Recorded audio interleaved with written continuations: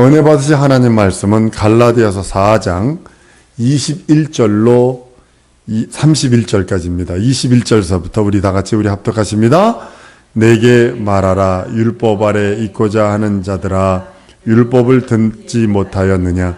기록된 바 아브라함이 두 아들이 있으니 하나는 계집종에 의해서 하나는 자유하는 여자에 의해서 낳다 하였으나 계집종에 의해서는 육체를 따라 낳고 자유하는 여자에게서는 약속으로 말미암아 낳느니라. 이것은 비유니 이 여자들은 두 언약이라. 하나는 신의 산으로부터 종을 낳은 자니 곧 하가라. 이 하가는 아라비아에 있는 신의 산으로 지금 있는 에루살렘과 같은 대저가 그 자녀들로 더불어 종노릇하고 오직 위에 있는 에루살렘은 자유자니 곧 우리 어머니라. 기록된 바 잉태치 못한 자여 즐거워하라. 구로치 못한 자여 소리질러 외치라. 이는 호릴로 사는 자의 자녀가 남편 있는 자의 자녀보다 많음이니라 하였으니 형제들아, 너희는 이삭과 같은 약속의 자녀라. 그러나 그때에 육체를 따라 난 자가 성령을 따라 난 자를 핍박한 것 같이 이제도 그러하도다. 그러나 성경이 무엇을 말하느뇨? 계집종과 그 아들을 내어 쫓으라. 계집종의 아들이 자유하는 여자의 아들로 더불어 유업을 얻지 못하리라 하였느니라. 그런즉 형제들아, 우리는 계집종의 자녀가 아니요 자유하는 여자의 자녀니라. 아멘. 하나님의 성령은 거룩한 영이다. 한 번 더. 하나님의 성령은 거룩한 영이시다. 따라라고 안 했더니 따라를 안 하시는, 적게 하시는군요. 성령 하나님 거룩하신 영입니다. 우리 하나님의 영은요. 우리가 성령은 체험으로 알 수 있지 이론으로 아는 게 아닙니다. 그래서 성령의 능력은 어디서나 동일하게 나타납니다. 성령은 인격체세요. 그 인격체는요, 하나님 아버지 안에만 계시고 또 예수 그리스도 안에만 계시는 그 성령의 인격체는요, 천사들에게는 없습니다. 천사들에게 거하지 않습니다. 성령의 능력은 무소부재하지만 그 인격은 하나님 아버지와 예수 안에만 있다라고 말씀을 해요. 그러면 성령이 우리들에게 부어주시잖아요.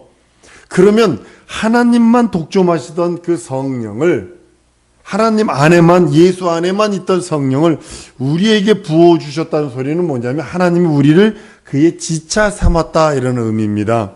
그래서 성령을 내게 부으셨다는 소리는 하나님이 나를 그의 지체를 삼으신 거예요. 그래서 우리 안에 성령의 능력이 임하신 것이 아니라 성령의 인격이 임하신 겁니다.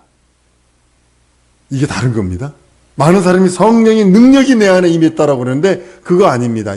성령의 인격, 그분의 인격이 내 안에 임하신 것이지 능력이 임한 것이 아니에요. 권능이 임했다고, 능력이 임했다고 많은 사람들이 그렇게 얘기를 합니다. 그래서 성경은 뭐라고 말하냐면 우리 안에 성령의 능력이 임하신 것이 아니라 인격이신 그분이 임하신 것입니다. 인격이신 성령이 임하면 그 능력은 자동적으로 나타나는 거거든요. 성령은 관념적 존재가 아니라 인격이세요. 한번 따라하시면 성령 하나님은 인격이시다. 인격이세요. 관념적 아닙니다. 있으면 있고 없으면 없다, 이것이 아닙니다. 인격이시기에 우리에게 인격적으로 대하시기를 원합니다. 하나님은 우리를 지체로 보셨다는 것은 인격으로서 우리 안에 들어오셔서 우리를 그의 거룩한 지체, 신령한 지체로 삼았음을 고백을 합니다. 예수는 교회의 머리가 되시고 교회는 그의 몸이라 했는데 이것이 하나의 상징적 설명이 아니라 실질적인 설명이고 사실이라고 성경은 요한복음 15장 5절 6절에 이렇게 말씀합니다. 나는 포도나무에 너희는 가지니 저가 내 안에 내가 저 안에 있으면 이 사람은 과실을 많이 맺나니 나를 떠나서 너희가 아무것도 할 수 없음이라. 사람이 내 안에 거하지 아니하면 가지처럼 밖에 말리워져 버리나니 사람들이 이것을 모아다가 불에 던져 사르니라라고 말씀하셔서 그리스도 안에 있는, 그리스도에게 접붙임 받은 우리가 그게 지체라고 말하는 겁니다. 나무와 가지가 떨어져 살 수 없어요. 예수는 교회의 머리가 되시고 우리는 그의 몸된 지체로서 영원한 하나님께서 영혼을 말씀하신 겁니다. 우리를 몸이라 말한 것은요, 예수 안에만 계시고 하나님 안에만 계신 성령의 인격이 머물 수 있는 몸의 한 부분으로서 하나님이 인정하셨다는 겁니다. 이게 쉽게 말하면 우리 동물적인 그 육체는 성령이 거할 수는 없고요. 우리 영혼 속에 성령이 거하시는데 하나님이 우리를 그 영혼 속에 그 인격이신 성령을 보내셔서 하나님께서 하나님의 성품, 하나님의 기질이 나타나게 한 이유는 하나님이 나를 거룩하게 하신 그리스도 살찌고 피 흘린 공로를 의지하지 않고서는 절대로 불가능하다고 말씀하는 겁니다. 믿음이 있는 사람은 성령과 함께 삶을 살아갑니다. 믿음이 없는 사람은 성령을 비방하고 모욕하고 멸시하고 무시하고 성령과 무관한 삶을 삽니다. 나중에 어떻게 되려고 그러는지 모르지만 하여튼 그들은 그렇게 삽니다. 나는 그리스도의 지체입니다 라고 고백할 적에 내 안에 인격이신 하나님의 인격이신 성령이 내 안에 들어오셔서 나를 그의 지체로 삼으셨다는 거예요. 한번 따라 하시면 내 손을 내어드리리라. 내 믿음의 말을 내어드리리라. 내 믿음의 눈을 긍휼히 여기는 눈을 내어드리리라. 예, 믿음의 눈을 내어드리고 긍휼히 여기고 사랑의 눈으로 바라보는 거예요. 우리들이 인생들이 하나님 앞에 할 수 있는 게 뭐예요? 여러분들 뭐 드릴 수 있어요? 솔직히 까놓고 얘기해 보세요. 돈이요? 얼마나? 기껏 내어드려 손 내드리는 것뿐이었고, 기껏 내어드리는 게 믿음의 말, 기껏 내어드리는 게 긍휼히 여기는 사랑의 눈으로 바라보는 것 외에는 없잖아요. 그런데 주님께서 내 안에 들어오셔서 내 안에서 그의 인격이 있을 적에 권능은 자동적으로 나타나는 거죠. 여러분들이 이제 한번 교회가 어느 정도 성장하고 커지면 선교지 한번 갔으면 좋겠어요. 요즘에 싼 비행기 티켓으로 가는 데가 많더라고요. 인도도 싸게 갈 수도 있고, 방글라데시나 네팔이나 이렇게 가는 데도 있습니다. 가가지고 여러분들이 그거 한번 경험해 보세요. 과연 하나님이 살아계신다. 여러분 눈빛만 보고도 털썩 주저앉아서 버리적거리는 사람들이 많고, 귀신이 소리 지르고 나가는 사람도 많고, 내가 그리스도의 지체라고 시인할 수 있는 믿음은 성령으로 살 수 있는 믿음이고, 이것이 바로 성령의 사람, 예수의 사람, 예수의 지체된 사람이라고 표현하는 겁니다. 예수는 하나님의 본체이시며 하나님의 형상이십니다. 예수는 우리 자신을 자신에게 가입시키셔서 자신의 한 부분으로 삼으셨어요. 포도나무이신 그분에게 우리를 가입시키셔서, 창감나무이신 그분에게 우리를 접붙임 밖에 가입시키셔서 그의 한 부분으로 인정하신 거예요. 그러니까 손을 내드리라는 거예요. 믿음의 말을 내드리라는 거예요. 믿음의 사랑의 눈, 긍휼히 여기는 예수 그리스도의 그 긍휼히 여기는 사랑의 눈으로 바라보라는 거예요. 그래서 성경은 우리는 그의 것이라고 표현하는 이유가 그의 지체라, 이런 의미입니다. 좁은 의미에서는 그의 지체고, 넓은 의미로서는 그의 몸된 교회라고 말하는 겁니다. 예수께서는 성령을 회방하지 말라고 그러셨어요. 왜 그랬을까요? 성령을 회방하면 금세와 내세에서 사함받지 못한다고 성경은 말씀하고 있기 때문입니다. 예수 그리스도께서 피 흘리신 그 피가 과거의 죄로부터 우리의 죄를 속하시고, 그리스도께서 부활하신 그 몸으로 영생의 양식이 되어 하나님 나라 갈 때까지 참된 양식이고 참된 음료, 요한복음 6장 63절 이하에 내 살은 참된 양식이요 내 피는 참된 음료라 하신 그 말씀 따라 우리는 영생하는 그 생명을 얻습니다. 피 흘림이 없이는 영생을 얻을 수 없어요. 예수 부활의 몸이 우리에게 영생의 양식이 된 것처럼, 과거에서 모든 죄에서 구원받고 영생에 얻는 자는 성령을 부어주십니다. 예수의 피로 죄 용서받고 영생을 얻은 그 사람에게는 성령을 부어주셔서 그의 지체로서 인정하시고, 그의 지체로서 현실은 좀 떨어지고, 현실은 좀 모자르고, 현실은 좀 없어도, 현실은 좀 안 되는 것처럼 찌그락찌그락 거려도 그리스도께서 그에게 접붙임 받은 사람을 그의 지체로 인정하셔서 귀히 여기시고 사용하시기를 원하신다는 사실입니다. 성령을 회방하면 모든 것을 용서받지 못합니다. 성령의 인격을 모독한다면 다시 속죄하는 제사가 없다는 소리입니다. 하나님은 우리가 하나님의 지체가 아닌데도 성령을 부어주신 것이 아니라 우리가 하나님의 지체로 가입되었을 때 성령을 부어주시고, 성령은 하나님 밖에 계시지 않습니다.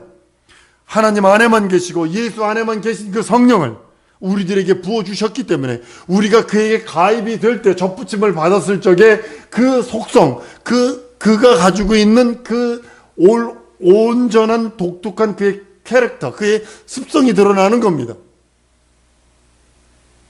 성령은 그 능력으로 무소부재하시지만 성령의 인격은 하나님 안에만 계시고 하나님의 본체 안에만 계시기에 우리가 그의 본체에 접붙임 받지 않고 그 안에 거하지 아니하면 절대로 그의 습성이, 하나님의 습성이, 하나님의 거룩한 습성이, 하나님의 능력과 이적의 습성이 드러나지 않는다는 사실입니다. 성령에서 영이 죽은 사람은 세상 풍속을 쫓고 사망 권세자를 쫓고 마귀를 따른다라고 에베소서 2장 2절 이하의 말씀을 합니다. 그래서 마귀로부터 오는 죽음에 대한 공포, 두려움을 느껴요. 마귀가 자기가 심판받고 형벌받고 죽음에 대한, 둘째 사망에 대한 공포와 두려움과 무서움을 가득 차 있거든요. 그러니까 세상 사람들이 마귀 자신이 하는 그의 종이기 때문에 마귀가 가지고 있는 습성이 드러나는데, 그것이 뭐냐면 죽음에 대한 공포, 형벌에 대한 공포, 사망에 대한 공포가 드러나는 거예요. 여러분들 지금도 저기 누가 보내줘서 봤는데요, 예수 믿는 IS가 사람들 엎어놓고 손도끼로 목을 자르는 걸 봤어요. 무엇 때문에 그렇게 할 수 있을까요? 그들도 목숨 귀하지 않나요? 근데 그 죽음을 능히 이길 수 있는 게 뭐냐면 그리스도 예수 안에 접붙임 받았기 때문에 그 영원한 생명이 기다려, 영생이 기다린다는 걸 믿어요. 그러니까 버티는 거예요. 그러면서 죽어가는 거예요. 20대예요. 잘 돼야 25, 6. 마귀가 저주에 대한 두려움이 있어요. 하나님의 심판에 대한 두려움이 있어요. 그러니까 사람들이, 예수 안 믿는 사람들이 자꾸 그 두려움과 저주와 망함과 이런 형벌과 이런 거에 대한 두려움이 있어요. 왜냐면 마귀가 다스리는 자 아래에 있기 때문에. 그러나 우리가 예수 그리스도의 접붙임 받았을 때 예수의 생명이 내게 흐르는 순간에 무슨 일들이 생깁니까? 영원한 나라가 보이거든요. 그러니까 그 핍박과 그 고통과 그 번민, 죽음까지도 능히 자유롭게 이길 수 있는 모습을 보게 됩니다. 죄사함 받고 구원받아 성령이 임한 자에게 죽음에 대한 공포보다 삶에 대한 소망이 더 넘친다는 사실입니다. 저 하나님의 나라에 대한 소망이 더 넘친다는 사실입니다. 무엇 때문일까요? 그리스도에게 접붙임 받았어요. 우리는 이렇게 표현합니다. 나는 주를 위해서 죽으리라 하는 용기와 기쁨과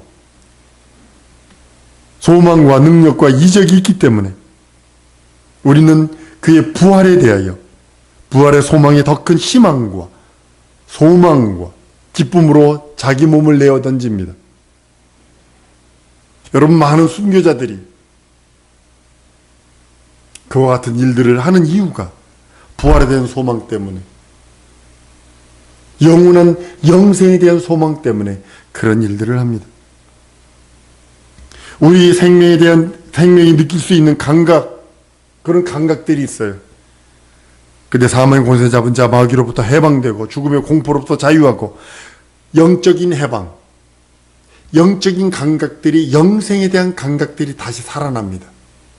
그리스도에게 접붙임을 딱 받으면 하나님의 생명이 내 안에 흐르는 순간에 영적인 감각들이 살아나요. 영적인 그 기쁨과 소망과 영생에 대한 그 아름다운 것들이 막 샘솟듯하게 드러납니다. 생명의 주를 만났기에, 거룩한 영생의 주를 만났기에, 그 하나님, 인격이신 하나님이 내 안에 들어와 계시기에 버티는 겁니다. 능히 이겨나가는 겁니다. 우린 그리스도 안에 있는 생명의 성령의 법으로 해방받은 자들입니다. 로마서 8장 1절 2절에 말씀하는 내용입니다. 해방된 자는 생명을 느낍니다. 죄로부터 해방, 사망으로부터 해방, 형벌로부터 해방받은 사람들은 그 하나님의 생명, 하나님이 주시는 영생의 그 생명을 느낍니다. 불신자는 사망이 두려워서 그 두려움, 사망만 보면 두려워서 어쩔 줄 몰라 합니다. 그러니까 그 뭐냐면 공동묘지 막 가면 기분이 나쁘고 막 머리가 삐죽삐죽 쓰고. 예전에 있었던 거 아니에요? 누가 그 대학교에서 시체실에 했다 누가 바깥에서 문을 잠궈버렸어. 그 안에서 한 명이 있다가 못 나왔어. 근데 죽었는데요. 이게 다 부러졌어요. 하도 긁어대가지고. 벽을 긁어대가지고. 세상 사람들은 시체에 대한 두려움과 공포가 있고, 공동묘지 가면 막 그냥 머리털이 선다 그러고 막 이거 어쩔 줄 몰라고 왜냐면 불신자는 사망의 두려움을 실제로 느끼는 것이기 때문에 그래요. 사망의 형벌의 두려움을 느끼기 때문이에요. 그리스도인은 생명으로 인해 그 생명에 대한 실제를 느낍니다. 이게 다른 거예요. 성령으로 인도받는 사람은 성령으로 말미암아 사는 걸 확실하게 느낍니다. 우리가 세상에서 예수 안 믿었을 때 가졌던 믿음이 여러분 신념이란 믿음이 있죠. 자기 생각을 믿는 믿음, 자기 경험을 믿는 믿음, 뭐 그런 것들 있잖아요. 그 믿음으로 자기 지혜를 믿고 자기가 배운 지식을 믿고 자기 머리를 믿는 믿음이 있지요. 그러나 예수께서 우리에게 주신 믿음은 한번 따라하십니다. 과거의 모든 죄로부터 사함받는 믿음이 있고, 이게 첫 번째 믿음이에요. 가장 큰 믿음입니다. 과거의 모든 죄로부터 사함받는 믿음이 예수를 믿는 순간에 내 안에 들어온다는 사실입니다. 두 번째는 뭔지 아십니까? 한번 따라하십니다. 영생이 내 것이다. 확실한 믿음으로 말미암아 영생이 내 것이다라는 믿음이 내 안에 확 들어옵니다. 우리 믿음으로 깨끗해지고 믿음으로 산 자들입니다. 여러분 성찬식 할 적에 그걸 느끼는 겁니다. 잔을 받을 적에 그리스도의 피 흘린 것으로, 피 흘림으로 내 죄 사함을, 잔을 받을 때 그것이고, 떡을 먹을 때는 그리스도께서 부활하심으로 영생하는 그 언약, 그 약속이거든요. 그걸 기념하는 거거든요. 그냥 포도주네 이렇게 마시는 게 아니라 이거 카스테라 빵이네, 식빵이네 이렇게 해서 끝내는 게 아니라 예수께서 피 흘려 내 죄를 사한 것을 기념하는 것이고, 예수께서 부활하셔서 영생, 그 영생을 얻는 것을 기념하는 것이 떡을 떼면서 하는 거거든요. 우리는 죄사함 받은 믿음과 영생 얻는 믿음을 가지고 있어요. 한번 따라하면 나는 죄사함 믿음과 영생의 믿음을 갖고 있다. 죄사함 받은 거에 대한 믿음이 확실하니까 세상을 내가 이기는 거예요. 영생의 믿음이 있으니까 세상을 이기는 겁니다. 믿음으로 기도한다는 말은 성령에 의지하고 기도한다는 의미도 됩니다. 그래서 믿음으로 기도하라는 말은 성령을 의지하고 기도하라는 거예요. 여러분 성령을 의지 않고 기도하면 종교인의 간구입니다. 무슨 주문 외우는 거와 동일한 겁니다. 미국의 무슨 모 신학교에서 인도의 무슨 주문, 불경의 무슨 주문 외우는 거를 한 과가 있어요. 신학교에서. 여러분 정신 차려야 합니다. 비교 종교학, 말로는 비교 종교학 해놓고 가르치기 누가 가는 실제 와서 스님이 가르치고 저기 힌두 어쩌고가 와서 가르친다고요. 그리고 그 주문을 외운다고요. 그걸 외워야 점수를 줘. 여러분 믿음으로 예배드린다는 말도 성령을 위해서 의지해서 예배드린다. 내가 기도한다. 성령을 의지해서 기도한다. 내가 찬송한다. 성령을 의지해서 찬송한다. 내가 봉사한다. 성령을 의지해서 내가 봉사한다는 뜻입니다. 교회 가서 기도하고 예배하고 찬양하고 모든 것이 자기 영혼을 위하는 겁니다. 가족들의 영혼을 위하고 자손들의 영혼을 위하고 모두가 이게 성령을 의지해서 저는 아직도 태어나지 않은 손주들, 증손주, 고손주, 그 밑에 손까지 이름도 모르고 얼굴도 모르지만 축복하며 기도하는 이유가 나는 지나가나 그들은 남습니다. 그들의 믿음, 성령으로 말미암아 그들이 헌신하고 봉사하고 충성해서 예수의 참종이 되기 원해서 성령을 의지하고 기도합니다. 마태복음 5장에 이렇게 말씀하지요. 예수께서 심령이 가난한 복이 있는 천국이 저희 것임이라 라고 말씀해 놓으시고 마지막 절에 가면 이렇게 합니다. 11절에서 12절 나를 인하여 너희를 욕하고 핍박하고 거짓으로 거슬려 너희를 모든 악한 말을 할 때에 너희에게 복이 있나니 기뻐하고 즐거워하라 하늘에서 너희 상이 큼이라. 너희 전에 있던 선지자들 이같이 핍박하였느니라 라고 하는 이유가 뭘까요, 여러분? 요한복음에도 성도가 세상으로부터 미움받는 것을 이렇게 얘기를 합니다. 요한복음 17장입니다. 저희가 세상에 속하지 않고 하늘에 속했기 때문에 핍박을 받는다는 거예요. 여러분들이 세상에 살고 있지만 세상에 속한 자가 아니라 하늘에 속한 자이기 때문에 이 세상에서 핍박받는다는 거예요. 그걸 당연하게 여기셔야 된다는 거예요. 예수께서도 세상에 속하지 않고 하늘에 속했기에 세상에서 온갖 믿음, 온갖 미워함, 온갖 것들을 다 봤습니다. 디모데 3장 12절에 무릇 그리스도 예수 안에서 경건히 살고자 하는 자는 핍박을 받으리라 그랬어요. 세상이 미워합니다. 세상 임금은 죽음을 두려워하고 사망을 두려워하고 심판을 두려워하고, 그러나 주님에게는 생명과 거룩한 영원한 영생이 있으니까 그것을 시기 질투하여 견디지 못하는 겁니다. 창세기 4장에 보면 가인과 아벨이 나옵니다. 제사할 때 그 모습이요. 질투를 이기지 못하고 아벨을 돌로 패 죽이지요. 야곱과 에서의 비유도 또 나옵니다. 쌍둥이인데도 야곱은 하나님의 사랑을 받고 에서는 하나님으로부터 미움을 받습니다. 사랑에서 멀어져 나갑니다. 형은 아우를 너무 미워합니다. 죽이려고 막 400인을 데리고 나올 정도로. 아브라함의 자손이 없으므로 여종을 통해서 오늘 본문 말씀입니다. 이스마엘이 납니다. 언약을 통해서 이삭이 납니다. 이스마엘은 욕종을 따라서 쉽게 말해 인간의 방법을 통해서 난 사람이라면, 이삭은 하나님의 방법과 하나님의 계획과 하나님의 언약으로 태어납니다. 근데요, 이스마엘이 이삭을 핍박하는 거 아십니까? 바울도요, 본래는 그리스도 예수 믿는 사람들 잡아다 죽이는 아주 특심하고 열심한 마음을 갖고 있었던 사람이에요. 성경이 그래, 자기가 다른 영갑자들보다 더 특심했다고요, 자기가. 유대교를. 근데 그가 변합니다. 바울이 예수를 믿고 성령 받는 순간에 핍박을 받기 시작을 합니다. 바울을 죽이려고 막 성에서 지키기로 합니다. 일평생 바울은 핍박을 받았어요. 그리고 목 잘라 죽습니다. 유대인이 받는 핍박을 육체의 가시라고도 얘기합니다. 다른 분들은 안질이다. 다메섹 도상에서 큰 빚을 받기 때문에 안질이 걸렸다.